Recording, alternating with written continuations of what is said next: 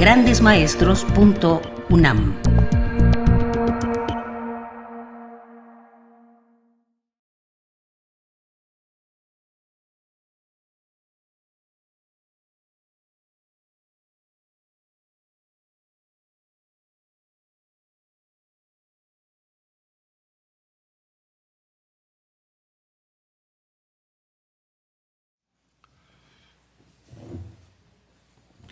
Bueno, como les decía en la primera sesión,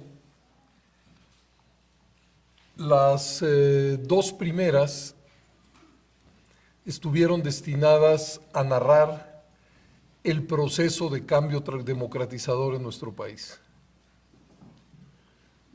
Lo que yo afirmo es que México entre 1977 y 97, repito, vivió una auténtica transición democrática.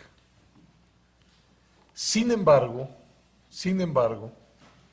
creo que cualquiera puede constatar que en relación a la vida política y social existe un profundo malestar en nuestro país.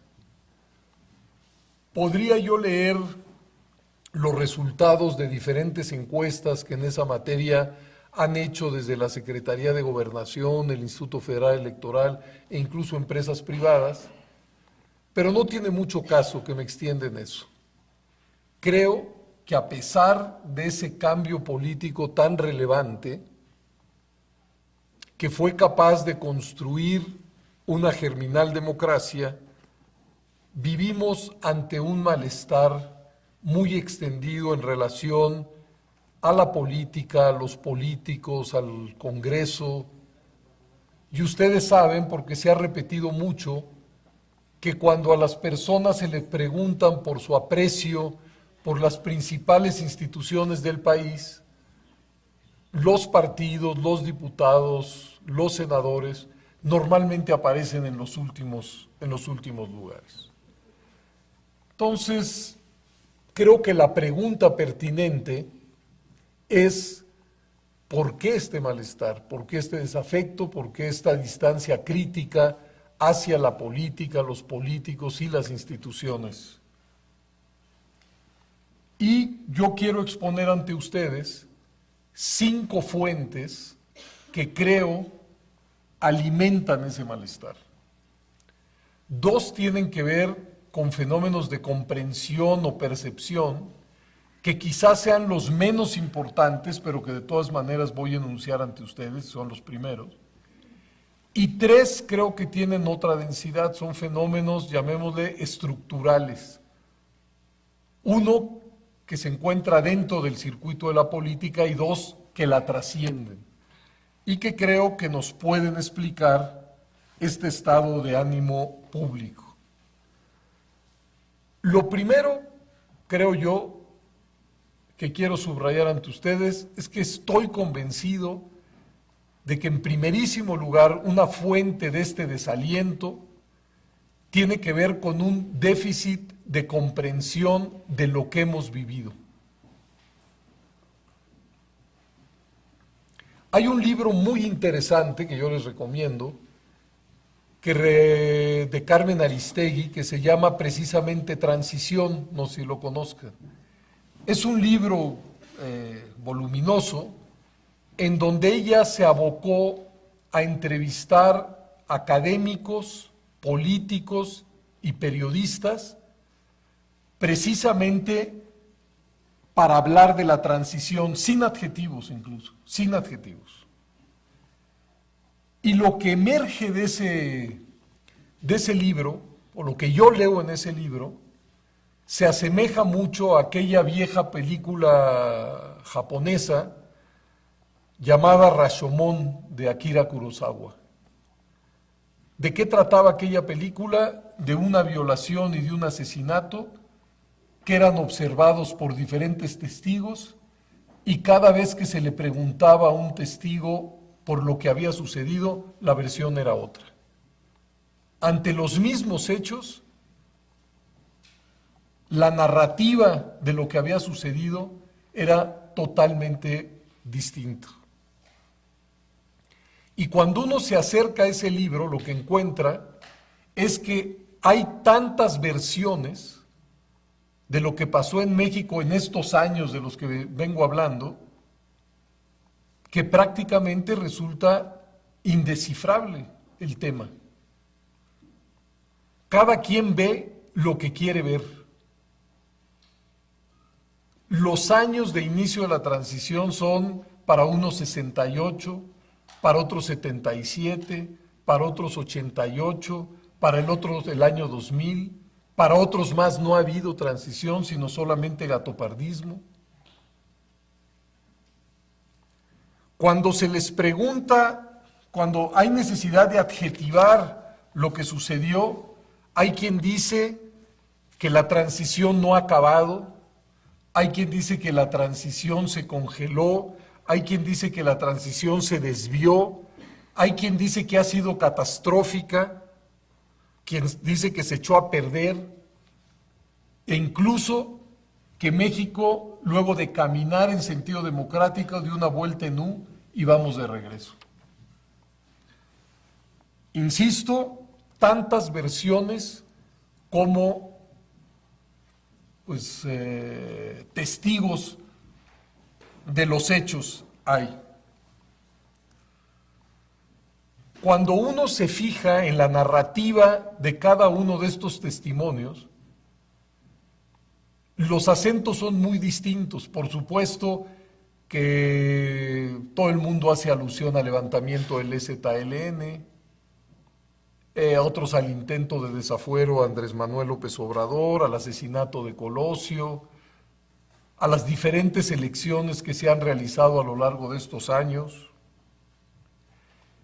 Pero a mí me llamó la atención que prácticamente ninguna de estas narraciones aparece con fuerza lo que yo he tratado de narrarles a ustedes, que son los momentos constructivos de esa transición. ¿Cuáles son esos momentos constructivos? Pues aquellos acuerdos que modificaron normas e instituciones y que hicieron posible el incremento de la competencia electoral con todas las derivaciones que he tratado de plantear ante ustedes. Si hubiera que decirlo en una frase, yo me remitiría a decir que en esta materia hay una especie de Babel. Cada quien habla un lenguaje distinto. ¿Y por qué esto es un problema? Porque no tenemos un basamento mínimo de comprensión de lo que nos sucedió como país en el pasado inmediato. Y contrasto esto, quizá de manera muy alevosa, con lo que sucedió en otra transición que tiene otras características, fue en la transición española. Cualquiera de ustedes que haya tenido la oportunidad de estar en España, hablando con un taxista, o con un mesero, o con un profesor universitario, o con lo que ustedes quieran, todo mundo asimila que España vivió una transición, que hubo un antes y un después.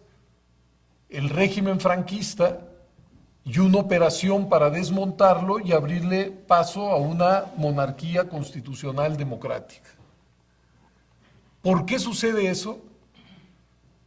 Tengo la impresión porque esa transición fue acompañada de un seguimiento intelectual por parte de los operadores y de los políticos, de los medios, de los académicos, muy puntual. Sí, hubo una especie de pedagogía social que explicó, aunque existan diferentes grados de comprensión de lo que resultó, pero que explicó a los españoles lo que había sucedido. Y que en México, simple y llanamente, no hemos logrado generar ese basamento mínimo de comprensión.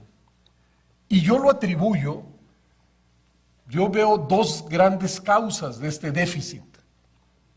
Uno, al discurso oficial anterior, digamos al discurso del PRI en aquellos años, que por supuesto no podía aceptar que México transitaba hacia la democracia, porque desde su ideario, desde su plataforma, México siempre había sido un país democrático, que lo único que hacía era perfeccionar la democracia. Entonces, habría más de continuidad en ese discurso que de ruptura.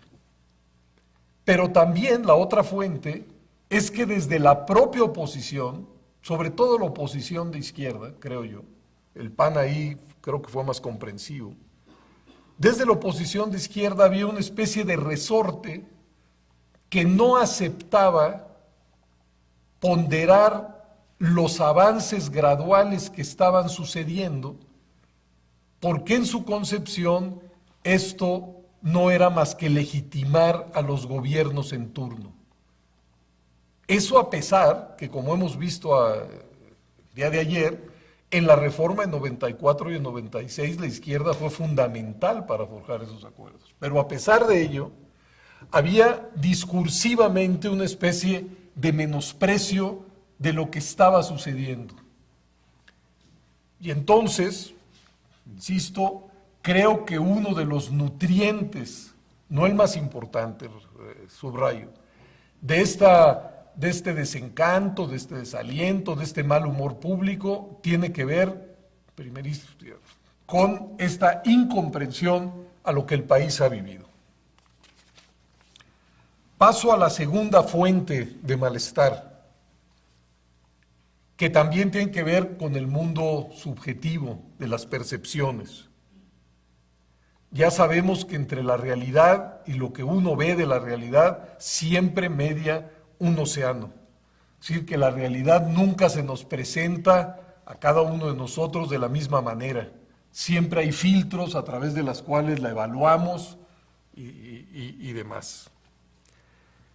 Pero en esta materia en particular, sí me voy a remitir a los resultados de una encuesta, la de Latinobarómetro, que quizá algunos de ustedes sepan. Latinobarómetro es, digamos, una empresa chilena que en los últimos años ha venido haciendo encuestas en 18 países de América Latina para ver las percepciones y evaluaciones que en esos 18 países hay en relación a la democracia, que por supuesto incluyen a México. Y lo que me llama la atención de los resultados de esa encuesta, que permite comparar lo que sucede en México con otros países de América Latina, es que creo que tenemos una muy baja comprensión de lo que es un sistema democrático, y dos, que quizá también hay un cierto desdén incluso por la idea democrática. Paso a leerles los resultados. En esta encuesta se pregunta: ¿la democracia es preferible a cualquier otra forma de gobierno? En nuestro caso, esa afirmación recibió el respaldo del 40% de los encuestados. Ese 40% representa 18 puntos porcentuales por debajo del promedio de América Latina, que se sitúa, por supuesto, en el 58%. Solo otro país de la región, solo otro, uno más, Guatemala, con el 36%, se encuentra por debajo de México. Es decir, que en la lista de los 18 países nos situamos en el número 17 en relación a esa pregunta. Estamos muy lejos de los punteros. Por ejemplo, en Venezuela fue el 77% y en Uruguay el 75%. A la formulación siguiente: en algunas circunstancias un gobierno autoritario puede ser preferible a uno democrático. En México contestó 14% solamente, es decir, muy bajo, pero 36% respondió que le da lo mismo. Es decir, que sumando 14 y 36 tenemos a la mitad de la población diciendo, algunos, que en efecto, que en algunas circunstancias un gobierno autoritario puede ser preferible a uno democrático, y 36 indiferentes al asunto. al enunciado "la democracia puede tener problemas, pero es el mejor sistema de gobierno", en México contestó afirmativamente 55%, pero la media en la región, en América Latina, es de 76%. Para no hablar de Uruguay, donde ese cuestionario arrojó 90%, o Argentina 88%. Otra vez el único país que apareció por debajo de México fue Guatemala, con el 49%. Y ahora, preguntas que creo que develan nuestra concepción de lo que es o no es democracia. A la frase "sin Congreso Nacional puede haber democracia", 55% de los mexicanos contestó que en efecto que así podía ser. Otra vez por debajo de la media, 59%, y lejos de Argentina con el 50%, 80%, y Uruguay con 73%. Y otra vez a la pregunta que sin partidos no puede haber democracia, exactamente la mitad, el 50% dijo que sí y el 50% que no. Incluso a la pregunta "¿bajo ninguna circunstancia apoyaría un gobierno militar?", los mexicanos contestamos, el 53% compartió esa aseveración, el 53%, un poquito más de la mitad. Pero el promedio en América Latina fue de 66% y en Costa Rica el porcentaje fue de 90%. Sé que en relación a este tipo de encuestas y comparaciones puede haber mucha discusión, hay todo un debate metodológico, lo que ustedes quieran y manden. Y no quiero tomar tampoco esos resultados como si fueran las tablas de la ley. Pero yo creo que sí son expresivas de dos cosas. Una, si la mitad de los mexicanos creemos que puede haber democracia sin partidos y sin parlamento, es que como país no hemos tenido la capacidad, pues, de explicar qué es un sistema democrático. ¿Sí? Si la mitad cree que se puede prescindir de esos instrumentos, son base para la reproducción democrática, pues es que algo falla. Pero si además las preguntas más valorativas, es decir, si estaría dispuesto a apoyar un gobierno militar, que si la democracia en algunas ocasiones puede ser desechada siempre y cuando haya progreso económico, es decir, valoración de la democracia, estamos en el lugar 17 de 18 posibles, es que algo está fallando. Y quizá tenga que ver, aquí me entro en un terreno pantanoso, quizá esto se deba a que en este proceso también se sobrevendieron muchas de las posibilidades de la democracia. Es decir, la democracia no era o no es solo un régimen de gobierno. Se pensó como una especie de sombrero de mago que iba a resolver todos y cada uno de los problemas del país. Y por supuesto, cuando vemos cuáles son los límites y posibilidades de un sistema democrático, hay algo de desencanto. Y tiene que ver, digo yo, con que no se entiende qué es y para qué sirve un régimen democrático, qué da y qué no da, qué se le puede pedir y qué no. Pero insisto, estos dos nutrientes del malestar quizá no sean los más importantes. Voy a los que creo que tienen un impacto mayor. Y otra vez voy de lo menos a lo más, por lo menos hasta donde yo lo entiendo. Además de un déficit de comprensión, y de percepción, digamos, creo que México ha vivido también en los últimos años un déficit de gobernabilidad. El hecho más destacado y donde coagula lo fundamental del cambio democratizador, si hubiera que ilustrarlo, diría yo, es en el pluralismo equilibrado que hoy habita en los órganos representativos. Ese es el fruto más decantado de la transición democrática. Es decir, un pluralismo instalado en el Congreso, donde ya he repetido mucho, donde nadie, ninguna fuerza política en singular, tiene los votos suficientes para hacer su voluntad. Ahí, digamos, si hubiera que ejemplificar cuál es el fruto maduro de esa transición, yo diría es ese. Esa situación, por supuesto, obliga a la negociación y a los acuerdos. Y ya sabemos, negociar y acordar siempre es más tortuoso, más difícil, más lento, a veces más desesperantemente lento que la toma de decisiones en un gobierno autoritario.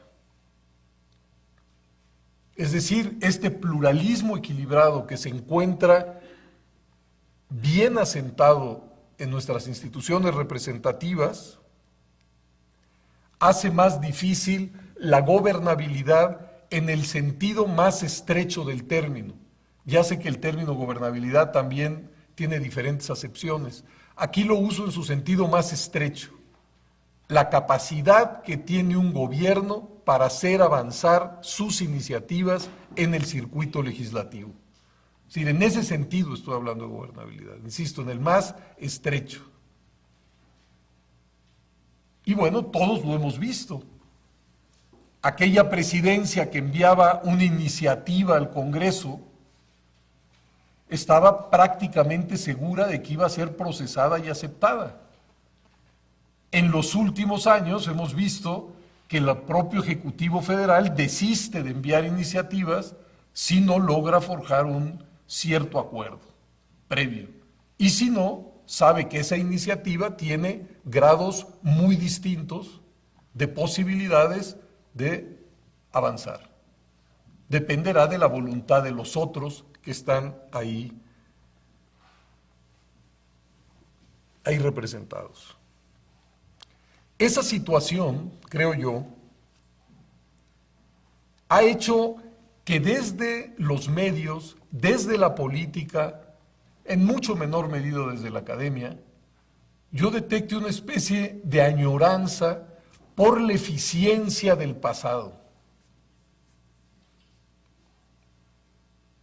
Basta prender el radio, ver la televisión, agarrar un periódico para ver la manera, digamos, despectiva, rutinaria, con la que se abordan los problemas del Congreso de nuestro país.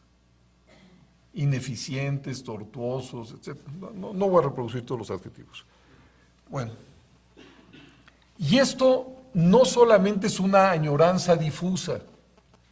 Ha habido dos momentos para mí muy espectaculares donde políticos de una enorme relevancia creo que se hicieron eco de estas propuestas. En un primer momento, el propio presidente Calderón, no sé si recuerdan, cuando envió una propuesta de reforma política en donde planteaba lo siguiente: una segunda vuelta para la presidencia de la República que coincidiera con una primera y única vuelta para la elección del Congreso. ¿Cuál era el objetivo? No estaba ni siquiera disfrazado.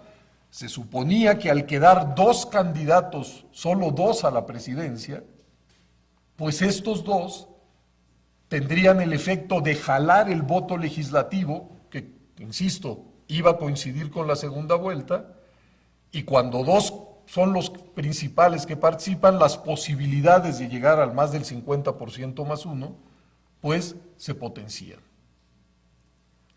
Claro, una fórmula como esa, que no prosperó, hubiera causado estragos muy fuertes a la tercera fuerza. Y creo que, entre otras cosas, no prosperó porque esa tercera fuerza entre nosotros en los últimos años es incierta. En el año 2000, ¿quién fue la tercera fuerza? El PRD. En el 2006, ¿quién fue la tercera fuerza? El PRI. Y en el 2012, claro, eso todavía no había acontecido, fue el PAN. Es decir, que es una apuesta muy riesgosa en términos políticos, porque realmente no se sabe bien a bien quiénes van a ser los beneficiados, es decir, los dos que pasen a la final, y quién va a ser la fuerza política pues maltratada por este diseño si es que hubiera prosperado. Pero creo que de manera muy elocuente expresaba esta especie de ansiedad por construir, aunque sea de manera artificial, una mayoría en el Congreso que acompañe la gestión del presidente de la República. La otra fue el momento, en el año 2011, cuando el hoy presidente de la República, Enrique Peña Nieto, planteó en un primer momento la necesidad de reintroducir la cláusula de gobernabilidad a nuestra legislación. Está publicado. Me acuerdo de un artículo de él, firmado por él en el Universal, donde lo decía con todas sus letras. O sea, el problema del estancamiento de México es que la falta de mayorías en el Congreso impiden una gestión eficiente. Y entonces decía, volvamos a la cláusula de gobernabilidad. ¿Qué decía? Lo hemos visto aquí, que aquella mayoría relativa de votos, que quien obtenga la mayoría relativa de votos, se convierte en una mayoría absoluta de escaños. Creo que el propio entonces precandidato Peña Nieto se dio cuenta incluso de lo antiestético de una propuesta de esta naturaleza, porque imaginen que un día se aplica que una fuerza con el 35% acabe con más del 50% más uno de los escaños. ¿Qué quiere decir en sentido contrario? Que el 65% de los votos, opositores, claro, disgregados, acaban con la minoría de la representación. Y entonces modificó, y la modificación fue que bueno, en efecto, eso no procedía, pero que, y así se fraseó, había que suprimir ese límite del 8% entre votos y escaños que hoy establece la legislación, y de lo cual hemos hablado. Es decir, que luego del reparto uninominal, toda la votación de los partidos se aplicara en el reparto de los 200 diputados uninominales. Por supuesto que eso, digamos, es estéticamente más presentable, pero ¿qué es lo que significa realmente? Que se está dejando a un lado los efectos correctores de la sobre- y la subrepresentación, que es el papel que deben cumplir los diputados plurinominales. He citado estos ejemplos porque creo que en el fondo se hacían eco de un malestar difuso en relación a ese pluralismo equilibrado que habita el Congreso mexicano. Porque en efecto, hay que conceder, gobernar en esas condiciones siempre es más complicado que gobernar cuando al presidente de la República lo acompaña una mayoría absoluta en el Congreso. Pero ese afán de convertir mayorías relativas de votos en mayoría absolutas de escaños, desde mi punto de vista, no es más que una fórmula artificial para conjurar un hecho de la vida política que desde mi punto de vista quizás se pueda conjurar con estas fórmulas, pero que no debe ser conjurado. Es decir, hay que asimilar que nuestro país hoy está cruzado por lo menos por tres grandes corrientes políticas y que de 1997 hasta la fecha ninguna ha podido convertirse en mayoritaria. Y entonces, más que tratar de exorcizar esa realidad, creo que digamos, lo que las fuerzas políticas tienen enfrente son dos fórmulas. Por un lado, los pactos y los acuerdos, o por el otro, empezar a pensar en una modificación del propio régimen de gobierno. Pero esta segunda posibilidad creo que es muy lejana. Y lo que ha empezado, yo digo para fortuna, es que lo que fue un rasgo coyuntural de 1997 hasta el año pasado, que fue el hecho de que para que para que prosperara una iniciativa de reforma legal o constitucional, para la creación de una comisión, para aprobar la cuenta pública, para aprobar el presupuesto, la ley de ingresos, siempre hubo necesidad a partir de 1997 de forjar coaliciones parlamentarias, siempre, dado que nadie tenía el 50% más uno de los votos.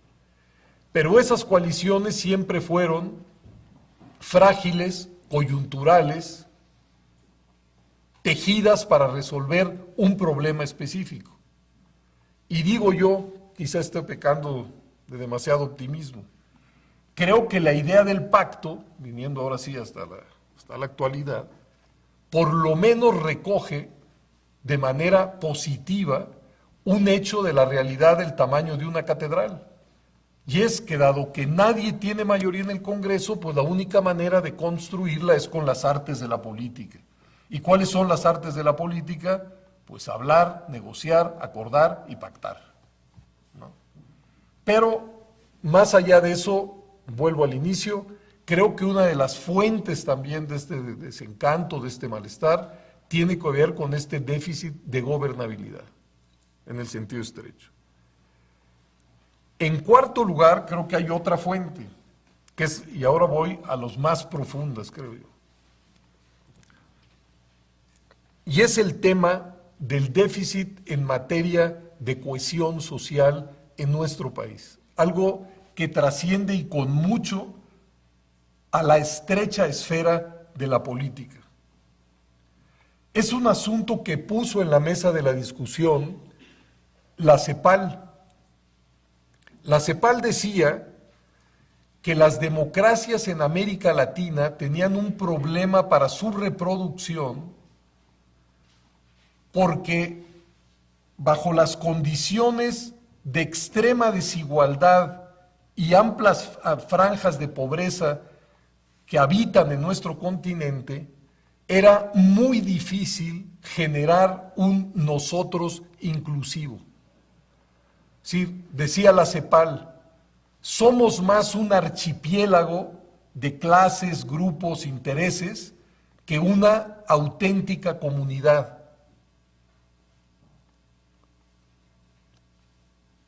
Y que en ese terreno había una enorme dificultad, pues, para generar ese sentimiento de pertenencia a una comunidad que nos abarca al conjunto. Si uno hiciera un chiste, podría decir que quizá cuando juega la selección nacional o ante algunas expresiones musicales y demás, la gente se reconoce como parte de ese México imaginario.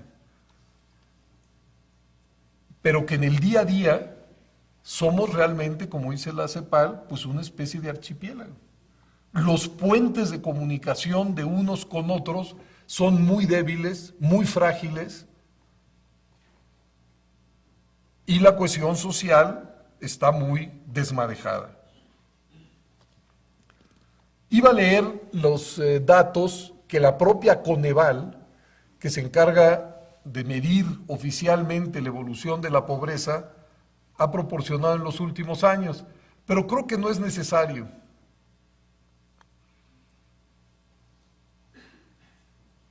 Pero lo que la Coneval detecta fue que, por ejemplo, todo el esfuerzo que se hizo por disminuir la pobreza en los años previos a la crisis de 94 y 95, ¿sí?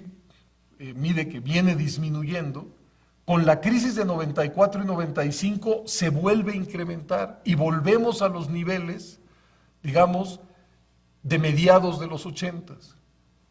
Después del 95 hay de nuevo una lenta disminución de la pobreza. Y con la crisis de 2008-2009, otra vez. Es decir, México en los últimos tiempos no ha logrado trascender ese archipiélago ancestral que es nuestra nación para generar ese sentido de pertenencia. Y como dice la CEPAL, los instrumentos para generar cohesión social pues son los tradicionales: educación, empleo formal, salud universal. Y si no se avanza en esos terrenos, pues es muy difícil lo demás. Y ligado con eso, paso al último déficit, que es quizá el más visible, el que está en la base de todo esto y que puede explicar mucho del malestar social, que es el déficit en el crecimiento económico de nuestro país en los últimos 30 años.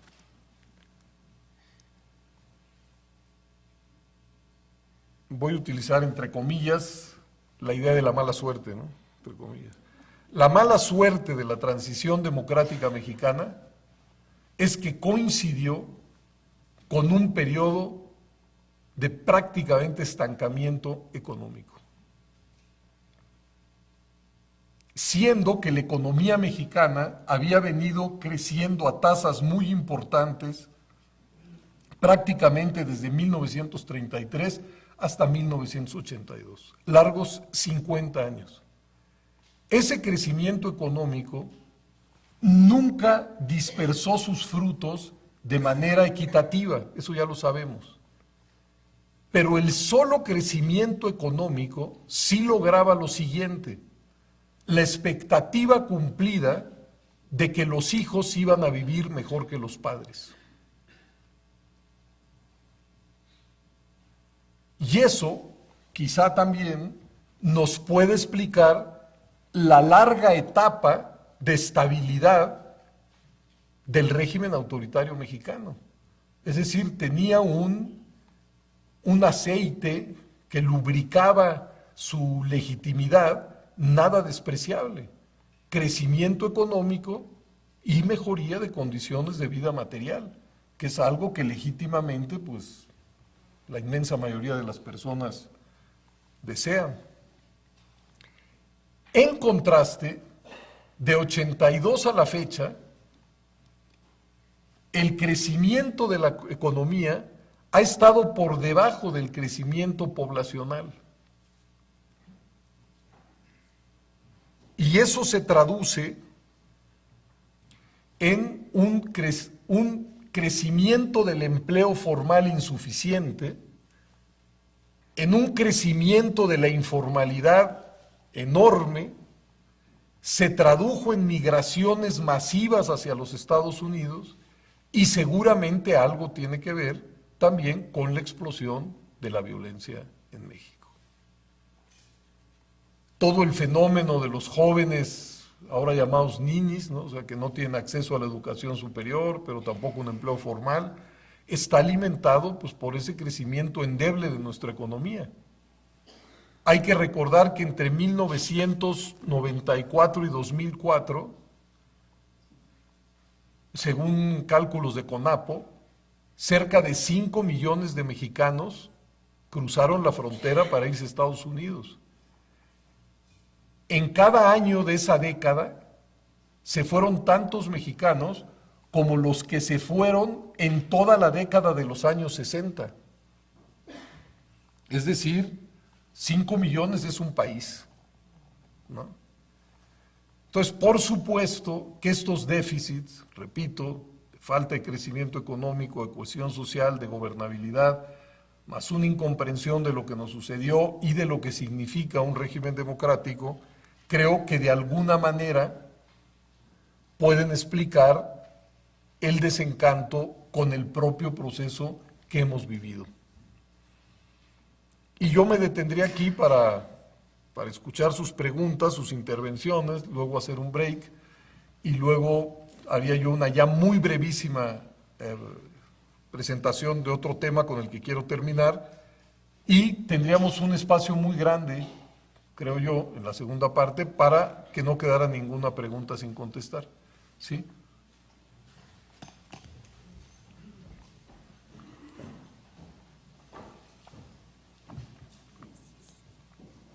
Buenas tardes, doctor.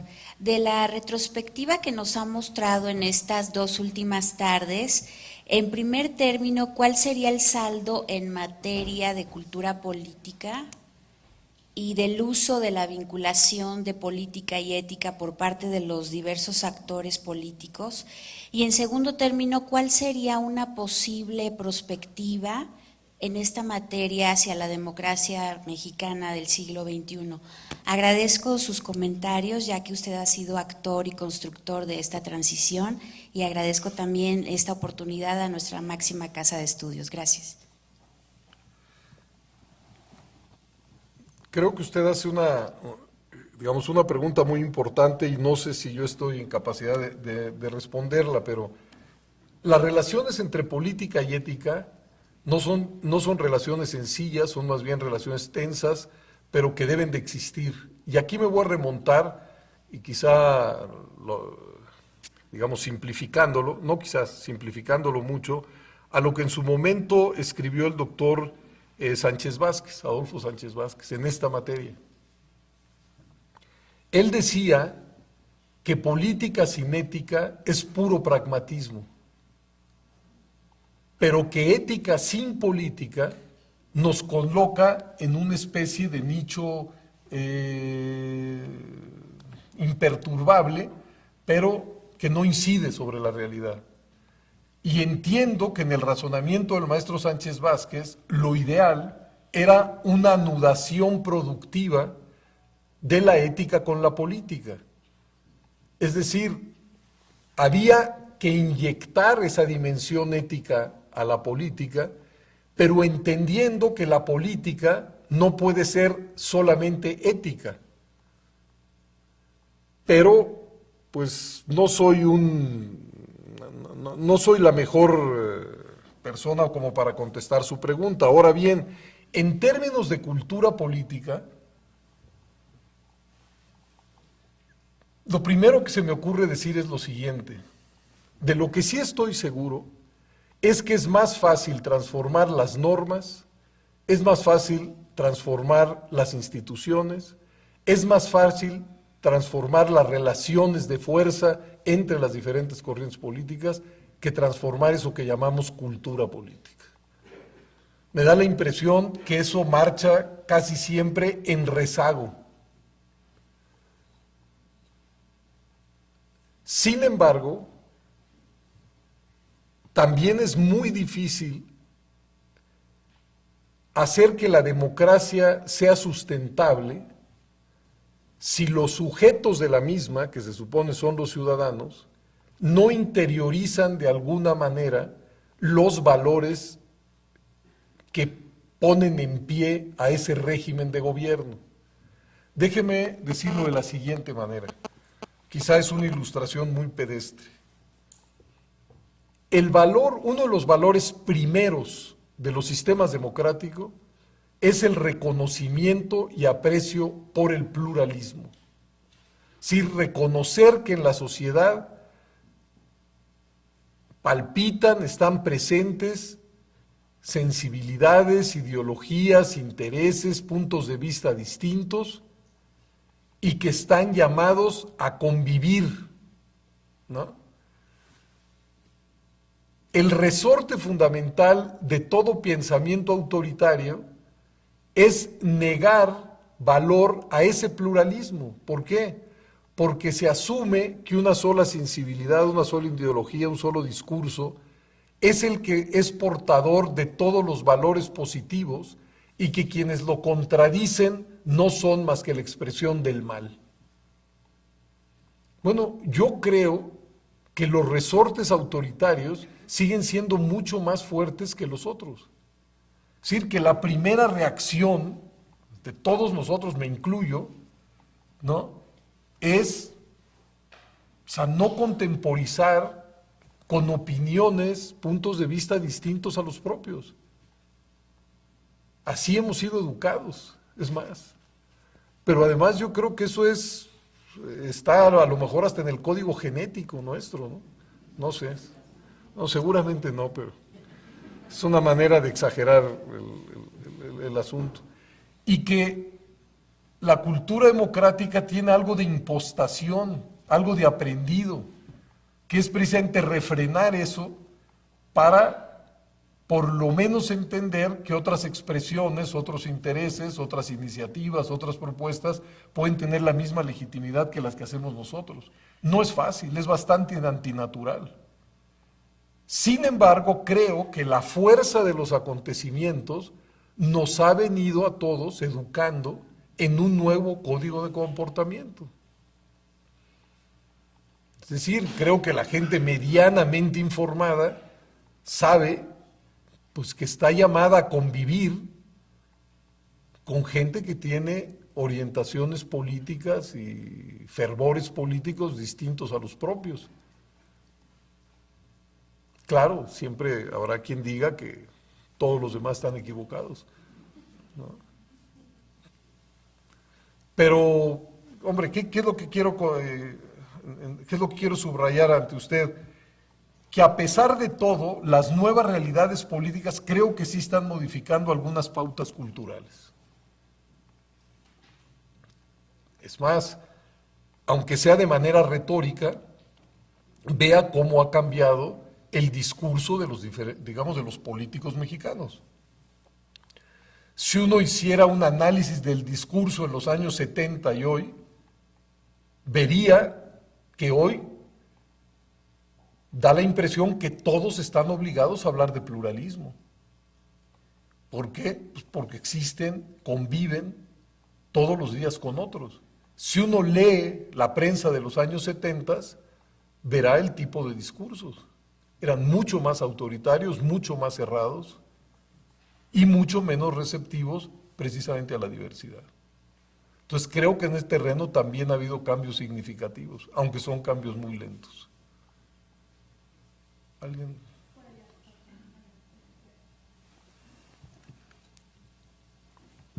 Gracias, buenas tardes. Lo he escuchado estos 3 días, doctor, y he escuchado también las preguntas y opiniones que muchos compañeros han emitido. Y yo suscribo lo que ha señalado de que cada quien ve lo que quiere ver. A mi juicio hay un análisis centralista de lo que es el proceso de transición democrática o de la alternancia en este país. Y también siento que hay un sabor o un análisis inacabado de ese proceso de transición democrática, porque solamente se ha visto la parte evolutiva del sistema electoral mexicano. Pero realmente, ¿dónde alcanza la plenitud, la democracia? Cuando eliges por la vía electoral a los gobiernos de la República, a los representantes del Senado o de las cámaras, y en el caso de los estados, pues a los gobernadores, presidentes municipales y diputados. Pero desde el punto de vista del análisis de la alternancia, ¿cuándo ha habido una discusión seria, de fondo, en el tema de la eficacia del producto de esos procesos electorales, de esa transición democrática? O sea, hay una inconformidad o un sabor de que nos falta todavía a los mexicanos más. No estamos conformes con lo que tenemos. Y hablaba usted también de lo caro que cuesta la democracia mexicana o las elecciones en México. Y cada vez tenemos más candados, cada vez perfeccionamos más legalmente los candados para evitar que nos hagamos trampa entre nosotros. Y yo no hablaría, por lo menos en mi experiencia, yo no hablaría de que es un problema de partidos políticos, sino yo suscribo eso de que es un problema de la cultura del mexicano, porque no importa si eres del PRD, si eres del PAN o eres del PRI, o sea, de todas maneras nos hacemos trampa, y de todas maneras los gobiernos que llegan democráticamente electos al ejercicio del gobierno utilizan los mecanismos de un modelo político para beneficiarse electoralmente. Entonces, en resumen, yo lo que le preguntaría a usted, ¿cree usted que en el análisis de la transición democrática no falta esa evaluación de la eficacia y de la eficiencia de los partidos políticos al momento de gobernar? Sí, bueno, no es una pregunta, creo que son muchas. Y voy a ir de que es un análisis centralista, lo que yo he tratado de hacer, y lo dije desde el inicio, es narrar lo que entiendo por transición democrática desde el observador federal. Ya bien decía, ¿no?, que la nuestra es una república, hay 31 estados, el Distrito Federal, los ritmos, los grados, las fórmulas a través de las cuales se fue transformando la política en los estados, no es en todos casos, digamos, idéntico a lo que sucedió a nivel federal. Y en ese sentido, si por centralista entiende eso, tiene usted razón. Es decir, yo he puesto el énfasis en lo que ha sucedido en el terreno federal, pero he tratado de ilustrar también el impacto que ha tenido en los estados de la República. Incluso di datos de cómo se ha modificado, digamos, la composición de los ayuntamientos, de los gobiernos locales, etcétera, etcétera. Que el análisis es inacabado, eso seguro, pero eso está también en el, digamos, todo análisis al final de cuentas en estas materias es inacabado. Pero, a ver, cuando aquí hablamos de transición democrática, hablamos de un cambio hacia un régimen de gobierno que tiene una serie de características, nada más. No es una transición al paraíso, ni a la felicidad, ni a la resolución de todos los problemas.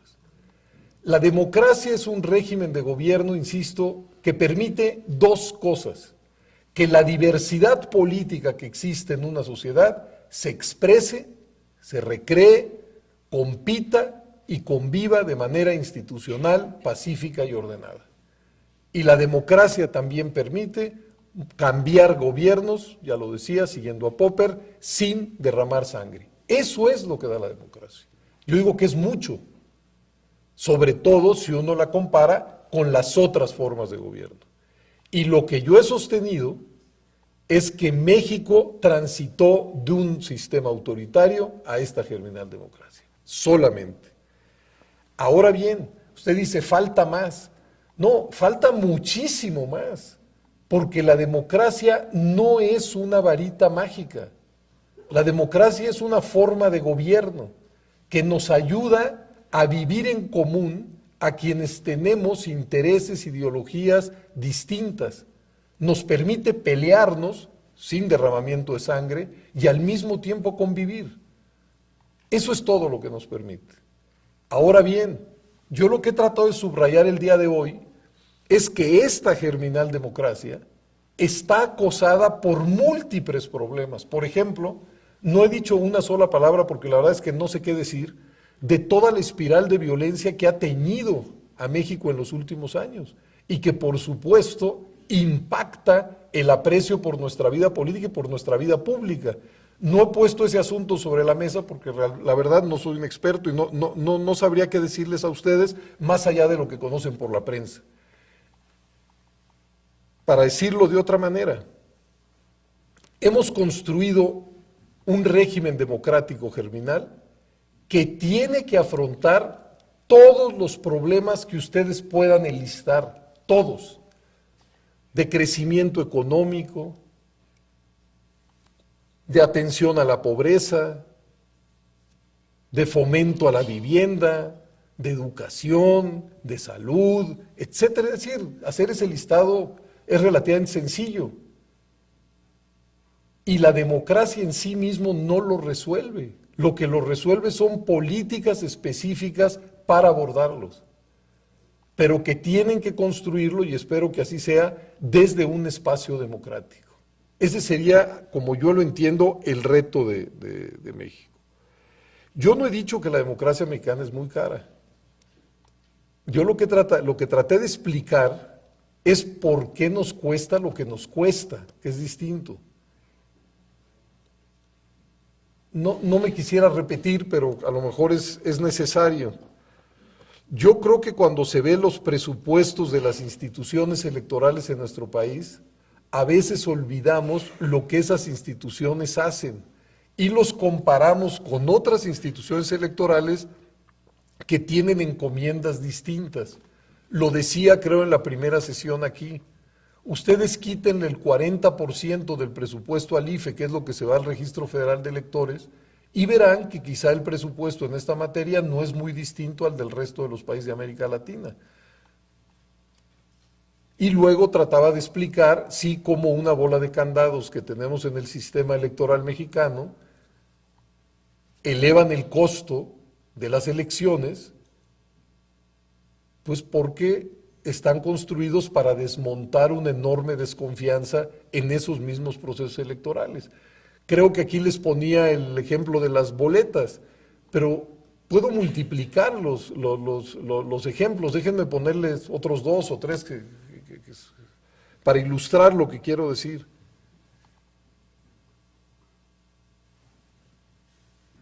Hablamos en alguna sesión de quiénes están en las mesas directivas de casilla. Y habíamos dicho que uno de los candados más eficientes, creo yo, es que el presidente, el secretario, los escrutadores y los 3 reservas surgen de un proceso de insaculación y de capacitación. En las últimas elecciones se instalaron 140,000 casillas. Eso quiere decir, si en cada una tiene que haber por lo menos 4 funcionarios, que se requieren 560,000 personas que atiendan esas casillas. ¿De dónde salen esas personas? En otros países se les nombra, se nombra a funcionarios públicos y se les paga un sobresueldo. En México eso era imposible, porque entonces iba a ser increíble lo que sucedía en las... Entonces fue necesario ir a la insaculación y a la capacitación. El IFE tuvo que contratar cerca de 30,000 capacitadores que fueran casa por casa tocando a la gente que había salido insaculada para ver si ahí se capacitaba. Ese programa cuesta muchísimo, muchísimo dinero. Hay que pagarle, entre otros, a esas 30,000 gentes su salario, por lo mínimo, ¿no? Y luego, pues toda la parafernalia, digamos, de materiales pedagógicos que los acompaña, etcétera, etcétera, sus viáticos y lo que ustedes gusten y manden. ¿Hay una fórmula más barata que eso? Pues por supuesto, ya la he enunciado, nombrar agentes, pues, digamos, funcionarios públicos y que se ocupen de esa función. Pero pues esa era una vía bloqueada para nosotros. Entonces, por eso el costo. México creo que es el único país del mundo, pasando a otro renglón, que le tiene que entregar a los partidos políticos el listado nominal con fotografía de todas y cada una de las casillas que se van a instalar. O sea, cada partido recibe, no un listado, sino 140,000 listados, con los datos y la foto de cada elector. En las pasadas elecciones participaron 7 partidos políticos. Hay que entregárselos a cada uno de ellos.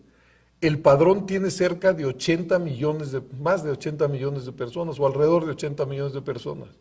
Quiere decir que se tuvieron, para entregarle nada más a los partidos, que imprimir más de 560 millones de fotografías. Eso cuesta y cuesta mucho, pero es otro de los candados. Entonces, el tema del costo, digamos, de las elecciones, está directamente ligado, decía yo, a la desconfianza que existe en esa materia.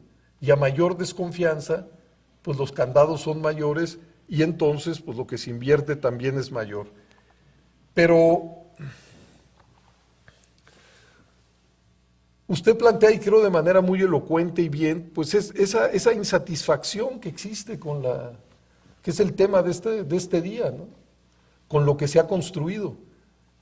Y creo que pues es natural que existe insatisfacción si hay estancamiento económico, si somos un país escindido, si hay problemas de gobernabilidad y si además le pedimos a la democracia pues muchas cosas que la democracia en sí misma no puede dar.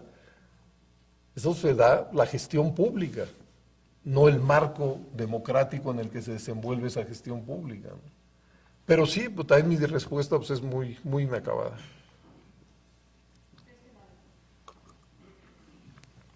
Buenas tardes, doctor. Usted nos ha enumerado algunos déficits de la transición. Evidentemente que están ahí y son indiscutibles. Los poderes fácticos, doctor, no son otro déficit de la transición.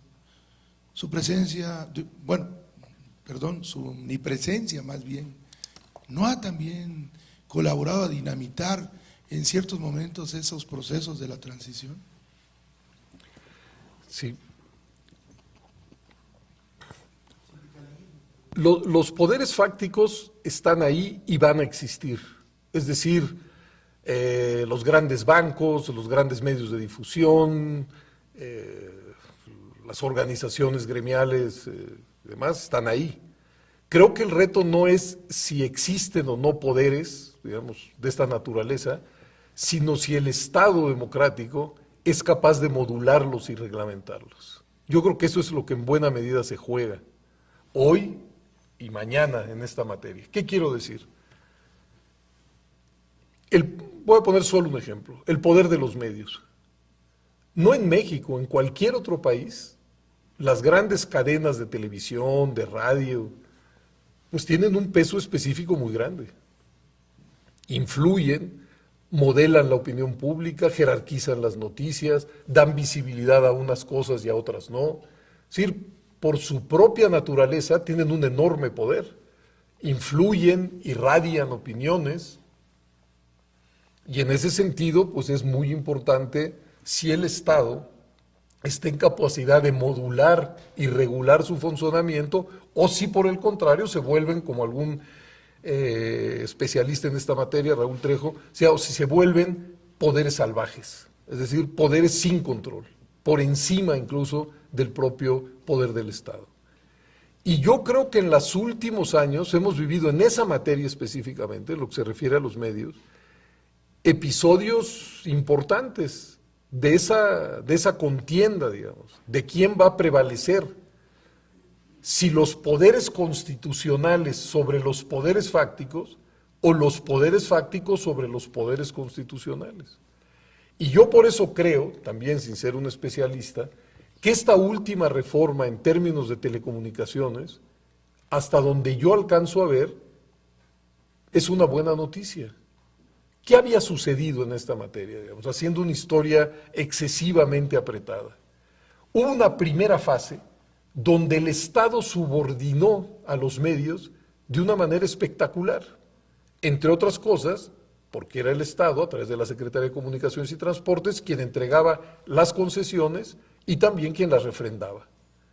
Y todos, bueno, los más viejos aquí, de los cuales me incluyo por supuesto, todos vimos una larga etapa de subordinación de las grandes televisoras y radiodifusores a la voluntad gubernamental, específicamente presidencial.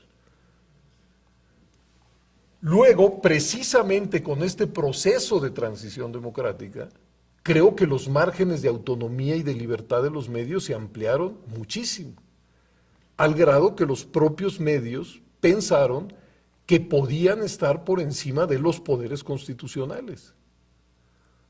Recordemos aquel episodio de reforma legal en esta materia, cuando se reformó en 2006 la ley de telecomunicaciones y la ley de radio y televisión, en donde parecía una reforma a la medida de las grandes televisoras, que planteaba, entre otras cosas, el refrendo consecutivo de sus concesiones casi sin pagar contraprestaciones, no sé si recuerdan. Afortunadamente eso, que fue aprobado por la Cámara de Diputados y Senadores, fue impugnado por más de 1/3 de senadores ante la Suprema Corte de Justicia, no sé si lo recuerdan. Y en el año 2007, la Suprema Corte de Justicia declaró inconstitucionales varios de los artículos de la Ley Federal de Radio y Televisión y la Ley Federal de Telecomunicaciones. Y recuerden que hubo un impas. La Corte los declaró inconstitucionales en 2007 y vivimos hasta esta reforma, bueno, y hasta ahora, con huecos en esas leyes. ¿Por qué? Porque daba la impresión que el propio Congreso no se atrevía a legislar en esa materia. Entonces ese fue un segundo episodio, digo yo. Pasamos de la subordinación de los poderes mediáticos al poder político a una especie de sublevación de los poderes mediáticos ante el propio poder político. Bueno, se acaba de modificar la Constitución para establecer que, pues entre otras cosas, que van a existir 2 nuevos organismos públicos autónomos, encargado uno de la competencia y otro de lo fundamental de las concesiones en radio y televisión.